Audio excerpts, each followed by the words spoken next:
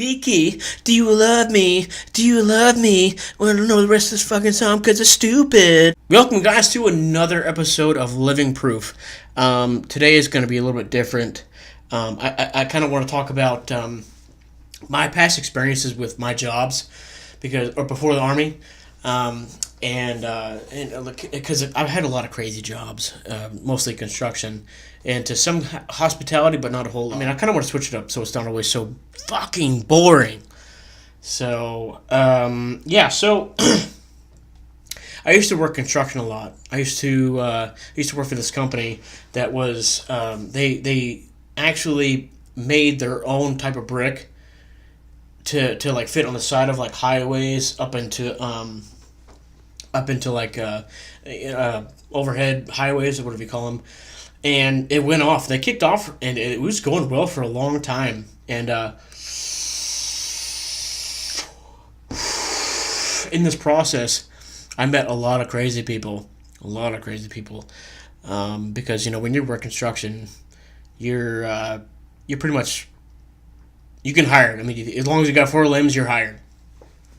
And so it was going well. I was working with this company for a while. I was doing stucco, water intrusion, and then my boss called me up and said, "Hey, why don't you go work with me and some other guys in the warehouse?"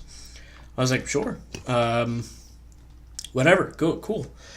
And so I go there, and everything started out kind of slow, just because I think they were just opening it up, and they're getting ready for all the concrete, all the mixes to come in, all the different machinery they needed to come in. So as soon as that all started coming in, he started hiring some crazy mofos. I'm talking like ex-convicts, people that were just lunatic, So I remember this one guy named Dale Smith, a perfect name for him. He smoked a lot of pot, and I think he did some other kind of crazy drugs and stuff like that, because he was just loopy as shit, but he was jacked. So I was kind of like, ooh, I don't want to fuck with him. There was this one kid that came in and started working for him, not even 2 weeks in. He's got a tattoo of a little teardrop over here, and like in prison, I think that means you killed somebody. But he always says he's like, "Oh, it's for my dad." Yeah, so apparently that dude took Dale's marijuana, his weed, and hid it for himself. Dale found out about it. On that day, I'm just doing my work. I'm doing my job. Putting concrete together, screwing things in, and I hear this little this little yelp. I'm like, "Wow!" And I'm like, fuck is that? And so I go back to the break room, open the door, and here's this kid holding his face like this. He's like, and I'm like, what the fuck happened? So I look at Dale, and his buddy's like, "Hey bro, get the fuck out of here, bro. He's gonna call the cops. Get out of here."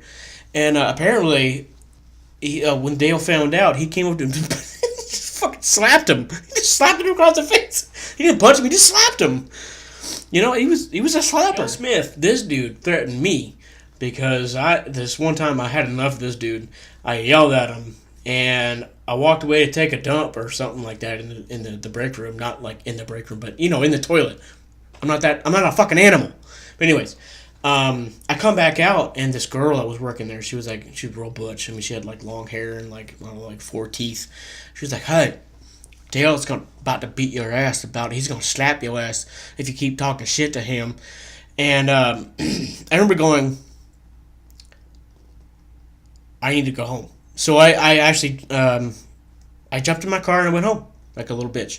And I came back the next morning, and he got in my face, and that's when I quit my job. I started working for this other concrete company called Durstress out in Leesburg. And it was another concrete mason company, but they worked on what do they call them? Double T's. So those double T concrete formations basically made up a parking garage, level by level. They also made like light poles. They made concrete barriers. that was a different kind of job too, because I thought I met some weird people in my last job, but these people out here were like backwoods, like like making meth in their own trailers. I mean, I'm talking like they'd come to work and they would have like a full set of teeth, but like it looked like they'd been chewing on tar their whole life. So like one tooth would be gone, and you'd have like black tar along here. So I'm like, oh, that's a meth addict. Um, that job was like going to prison every single day, but you could leave at the end of the day. And they had a barbed wire fence that went around the whole, and I think that compound was at least like 5 or 6 miles around, if not more, all the way around, and you couldn't leave. I mean, they had monitors on each side of the gate watching you to see if you would leave. After that, I went into hospitality. I went into a more calmer job, a lot less work, which was something I needed. So, yeah, I started working at the Hard Rock Hotel. Working at the Hard Rock was awesome. I miss it, and the experiences that I had, the celebrities that I met. Actually, no, I'll start with Hulk Hogan, Terry Bollea. He he was just staying. He was staying in one of his in our suites, and I had an order to go serve him food, and I saw the ticket and it said Terry Bollea. And I'm like, that sounds kind of familiar. So I go to my manager and I go, I ask him like, hey, who's this? He's like, oh, that's one of our VIPs. I was like, okay, so who is it? He goes, that's Terry Bollea, Hulk Hogan. So I go. Meanwhile, in my head, I'm like, fuck, and I'm freaking out, dude. This dude orders like 18 shrimp. He's got like sides out the ass. I feel like he's ordering for his whole family, but it's just him in the fucking room. Anyways, so I put the food together on this table. I make it all nice and pretty for him. I bring the card up in the hotel, or up in the elevator, and I go to his room. And no shit, dude, I knock on his door. I can hear him get off the couch, and he goes, ugh. And I'm like, uh-oh. Like, oh shit. So as I'm standing there waiting for him to open the door, it feels like 5 hours, but it was like 5 seconds. He opens the door, and I'm like, hi, Mr. Bollea. He never gets out of character. He goes, hey, brother, come on in. He's like, come on in, brother. And so I'm like, oh, cool. So I push the card in, and I served him his food and stuff like that. It was really cool. He was really cool, and awesome person to meet. So I leave, and I finish up for the night. And I was working like a clopen. It's like a close open, but when the hotels, they never really close. But anyways, I come back the next morning early, and I'm still being trained because I was kind of a new person there, and this guy Juarez comes with me, and he says, hey, I'm going to train you on the celebrity. I was like, okay, cool. So we go up there. I'm like, oh, this is Hulk Hogan's room. He goes, yeah, you seen him? I was like, yeah, I saw him last night. So we knock on the door. Once again, opens the door, or gets off the couch, opens the door, and he goes, he already knows that dude. He knows that dude by heart. He's like, what's up, Juarez? And I'm like, dude, that is cool. Bring the table in there, and we push it in there, and Juarez goes, hey, this is my new trainee right here. He says my name and stuff like that. He's like, and Hulk Hogan goes like, oh, hey, brother, I met you before. He's like, you were that one kid that served me last night. And I was like, yep, that was me. He's like, and he's like, oh, man, you were out late last night. I was like, yeah. And Juarez goes, he's like, yeah, he's one tough cookie.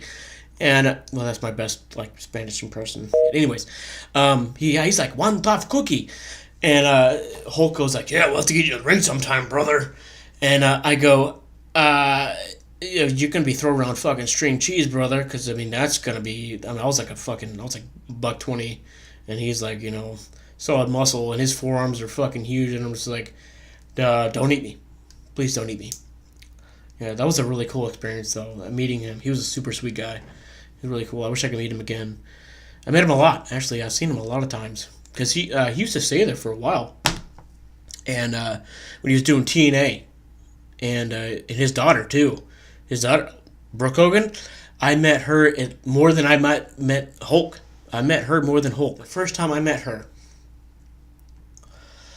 it was weird. A little weird. Because I went up to my manager once again, and I was like, hey, who is this? I can't remember she used a code name. I don't know whatever it was. I'm not going to say it. And I was, who is this? And she was, oh, that's Brooke Hogan. I was like, oh, Hulk Hogan's dad. What do you...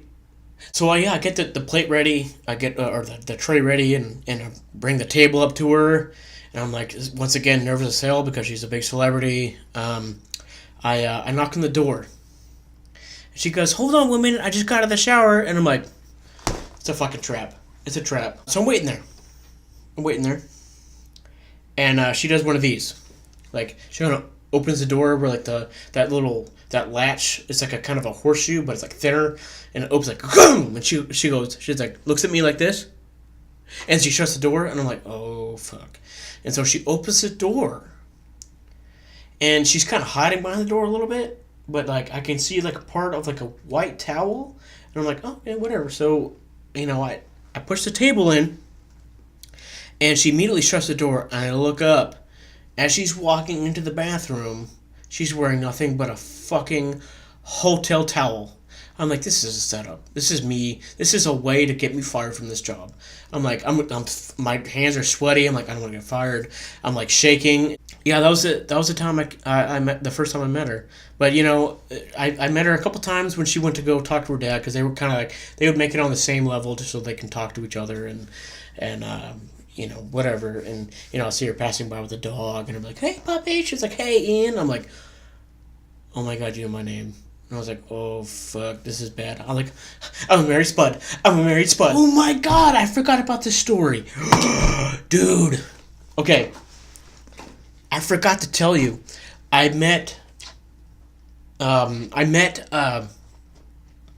anyways, okay, rewind. Wait. So, I think it was like a Friday night. And I was doing a night shift from 11 to 7. And I got a call for an order at 3 o'clock in the morning. And I just got done closing everything up so I can leave for the night. And I was pissed. I got the table ready, put all the food in there. Boom. Get up to the room. I knock on the door. No answer. Wait. Knock on the door. No answer. Wait. So I'm about to pull... I was about to go and call my supervisor and be like, hey... I can't get a hold of him, but I knocked. I was like, well, let's just knock one more time. So I knocked again, and all of a sudden, it's like, poof, like a same thing. She was like doing, or this person was doing like a human flag, where it was like this, like, who are you?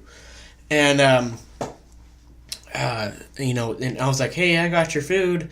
And so she didn't really say anything, but she like slammed the door, and I was like, and she started like unlocking the whole thing, and I was like, oh fuck, this is bad. So as this person is opening the door.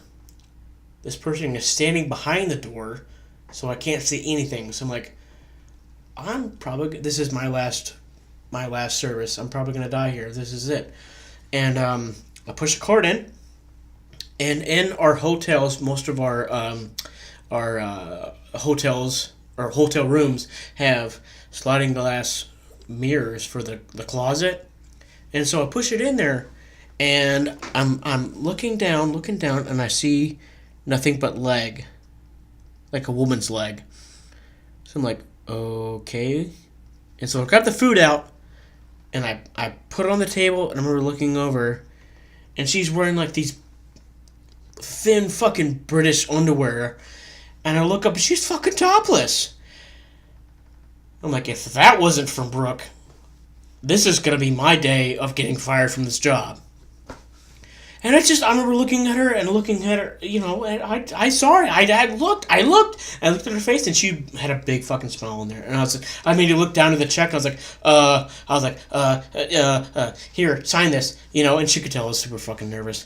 And so she signed it, and I was like, I'm impotent. And so I ran out the door. I hope you enjoy this video. If you want to subscribe, please subscribe.